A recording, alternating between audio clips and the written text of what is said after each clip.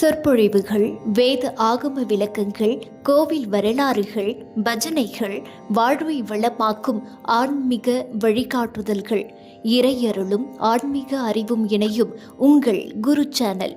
இப்போதே சப்ஸ்கிரைப் செய்யுங்கள். 2026 ஆண்டு உலக வானிலை ஆராய்ச்சியாளர்கள் மிகவும் உன்னிப்பாக கவனித்துக் கொண்டிருக்கும் ஒரு பெயர் எல் நினோ. முதலில் ஒரு விஷயத்தை தெளிவாக புரிந்து கொள்ள வேண்டும். எல் நினோ இந்தியாவில் உருவாகும் நிகழ்வு அல்ல. பூமத்திய ரேகையை ஒட்டிய மத்திய மற்றும் கிழக்கு பசிபிக் ஓஷன் பகுதிகளில் கடலின் மேற்பரப்பு வெப்பநிலை வழக்கத்தை விட அதிகரிக்கும் போது உருவாகும் ஒரு ஓஷன் அட்மாஸ்பியர் கிளைமேட் பேட்டர்ன் தான் எல் நினோ. சாதாரண காலங்களில் கிழக்கிலிருந்து மேற்காக வீசும் ட்ரேட் விண்ட்ஸ் வெப்பமான கடல் நீரை ஏசியா பக்கம் நகர்த்துகின்றன. எல் நினோ காலத்தில் இந்த ட்ரேட் விண்ட்ஸ் பலவீனம் அடைகின்றன. இதனால் பசிபிக் ஓஷனில் வெப்பமான நீரின் அமைப்பு மாறி அதன் தாக்கம் atmospheric circulation, cloud formation, rainfall pattern என உலகின் பல பகுதிகளிலும் எதிரொலிக்க ஆரம்பிக்கிறது. எல் நினோ என்ற பெயருக்கு பின்னால் ஒரு சுவாரஸ்யமான வரலாறும் ஆன்மீக தொடர்பும் இருக்கிறது. பல நூற்றாண்டுகளுக்கு முன்பே பெரு நாட்டின் கடற்கரை மீனவர்கள் சில ஆண்டுகளில் கிறிஸ்துமஸ் காலத்தை ஒட்டி கடல் நீர் வழக்கத்தை விட வெப்பமாக இருப்பதை கவனித்திருக்கிறார்கள்.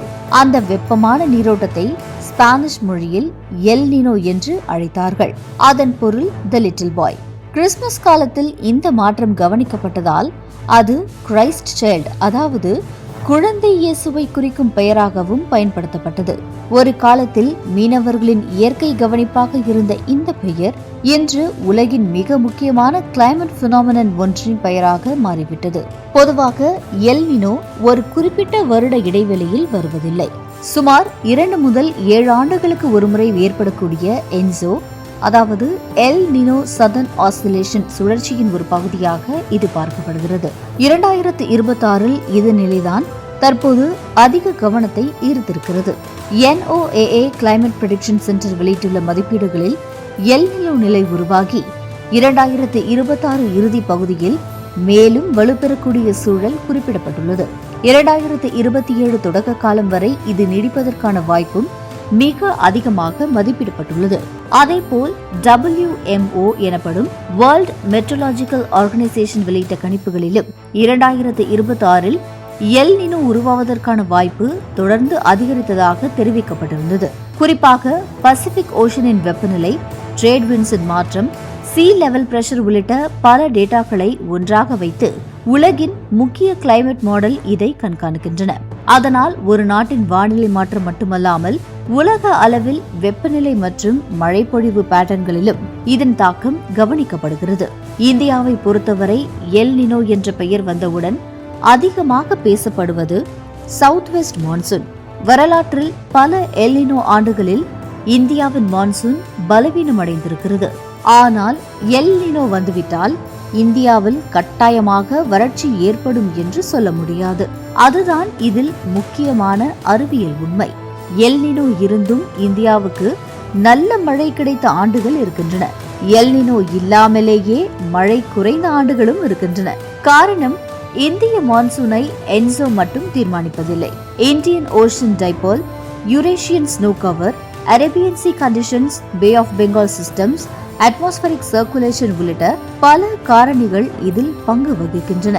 இருப்பினும் வலுவான எல் நினோ உருவாகும் போது இந்திய மான்சூன் மீது அழுத்தம் ஏற்படுவதற்கான சாத்தியம் அதிகம் என்பதால் தான் IMD உட்பட பல அமைப்புகள் பசிபிக் ஓஷன் நிலவரத்தை தொடர்ந்து கண்காணிக்கின்றன. எல் நினோ வந்தால் இன்னொரு தவறான புரிதலும் ஏற்படும். மழையே பெய்யாது என்று நினைத்துவிடக்கூடாது. ஒரு சீசனின் மொத்த ரெயின்ஃபால் குறைவாக இருந்தாலும் சில இடங்களில் குறுகிய காலத்தில் எக்ஸ்ட்ரீம் ரெயின்ஃபால் ஈவென்ட்ஸ் ஏற்படலாம். அதாவது ஒரு மாதம் முழுவதும் கிடைக்க வேண்டிய மழையில் பெரிய பகுதி சில நாட்களிலேயே பெய்யக்கூடிய அட்மாஸ்பரிக் கண்டிஷன்ஸ் உருவாகலாம்.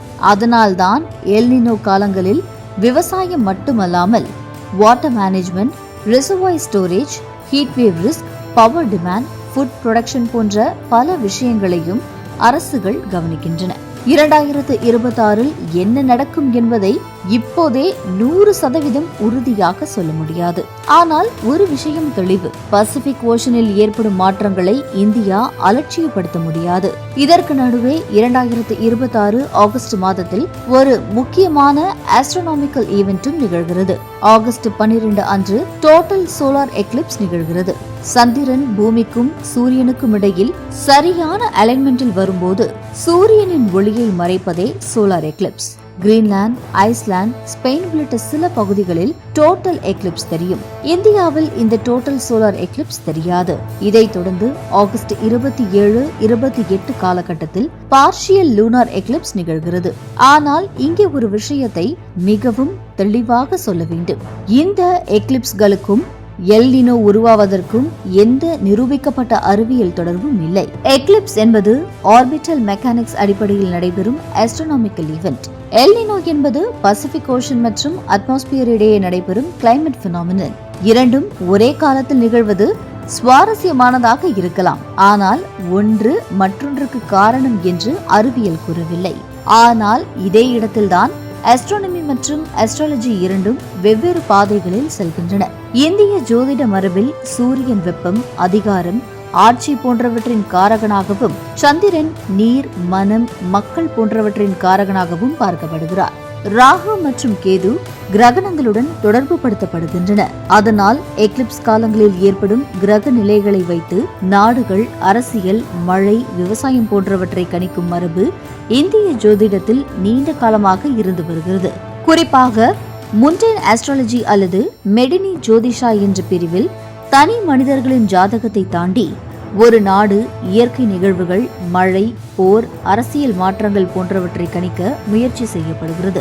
ஆனால் இவை பாரம்பரிய ஜோதிட விளக்கங்கள் என்பதை நினைவில் வைத்துக் கொள்ள வேண்டும். எல் நினோவை உருவாக்குவது ராகு, கேது அல்லது எக்லிப்ஸ் என்று அறிவியல் கூறவில்லை. நமது முன்னோர்களும் வானத்தை பார்த்தார்கள், கடலையும் பார்த்தார்கள், பருவங்கள் மாறுவதை கவனித்தார்கள், கிரகங்களின் இயக்கத்தையும் பதிவு செய்தார்கள்.